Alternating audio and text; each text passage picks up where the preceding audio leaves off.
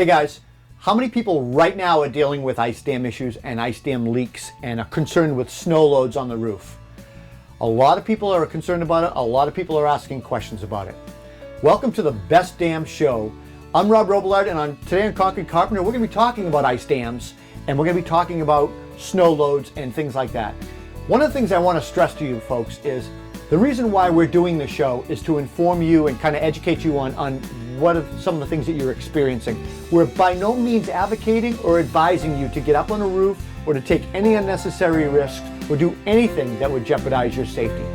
I always say, if you're not skilled, if you're not properly tooled, if you're not insured, hire a professional who is to handle this for you. Let's get started.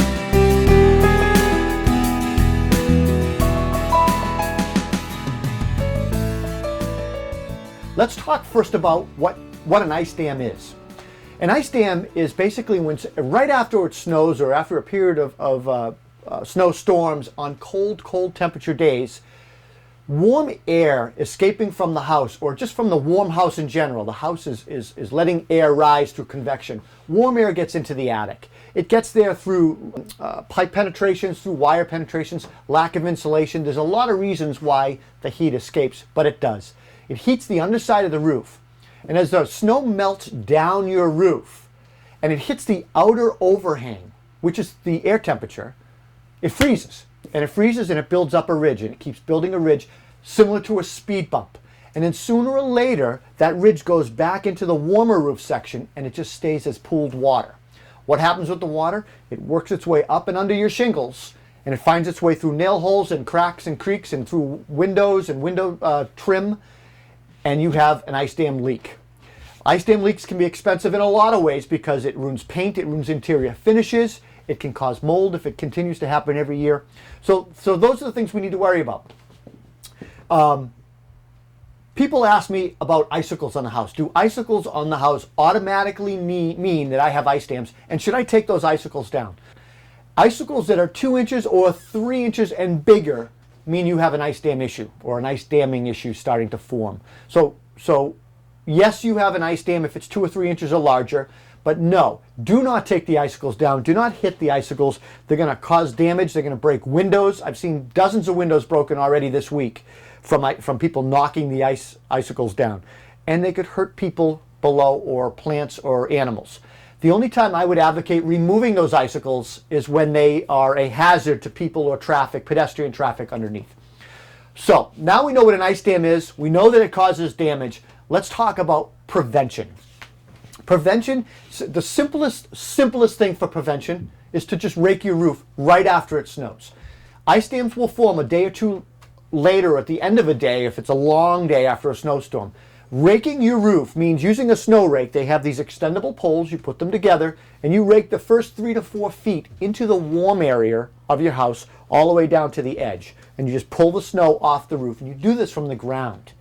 And again, be careful of falling icicles. I've seen people pull and have an icicle hit them in the face. But raking your roof is the best way to prevent the ice dam if your house is susceptible to ice damming. Now, there's other things that we need to consider. The first one is rake your roof. It is the best way to prevent it. Rake your roof 3 to 4 feet, and any valleys, any low dormers, or any funky roof configurations, places, for instance, maybe the north face of your house, because a lot of times you get some snow drifting there and the melting is not so good. So rake the roof. The second thing is ice and water shield. It's an underlayment that goes underneath shingles.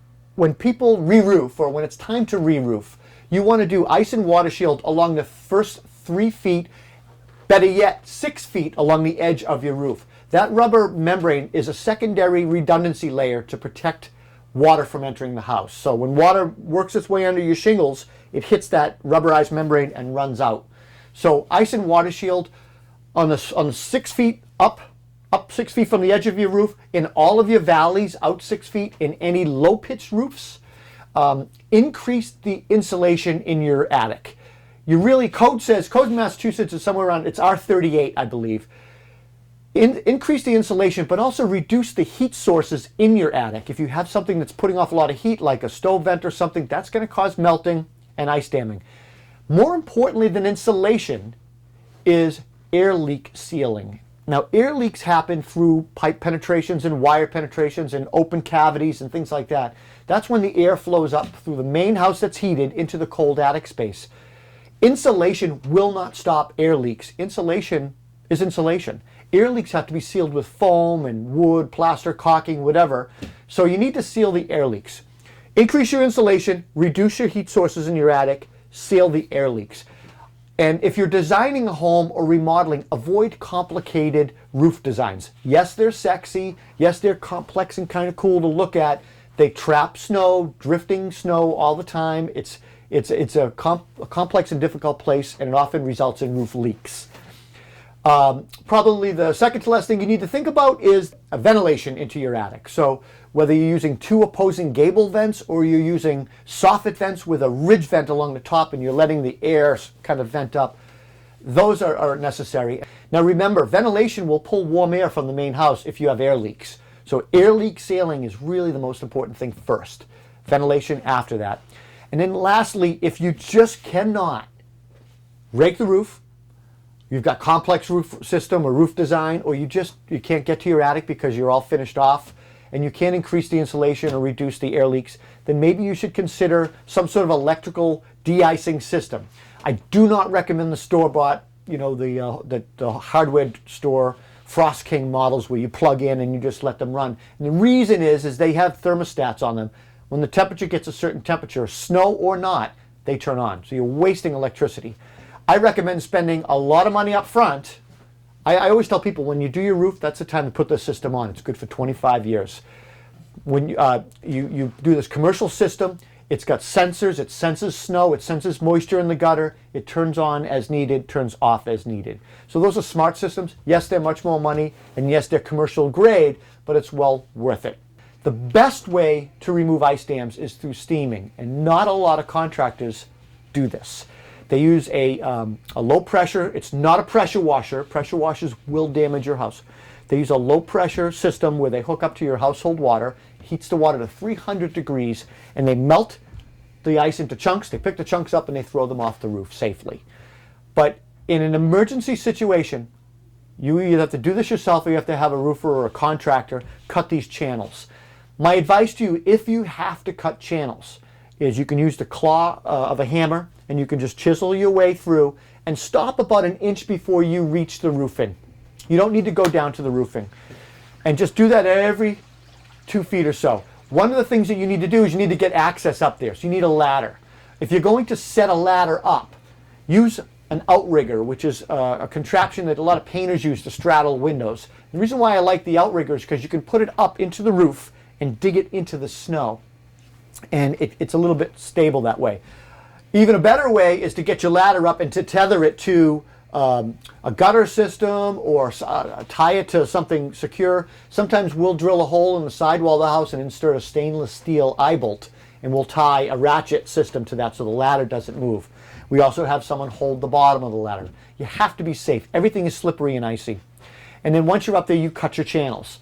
You can use ice melt or rock salt, and you can even put that in the channels to keep them open. I've even seen people fill up old nylons, pantyhose nylons, the legs, and tie them on either end and put them in the channels so they continually melt and keep the channel open.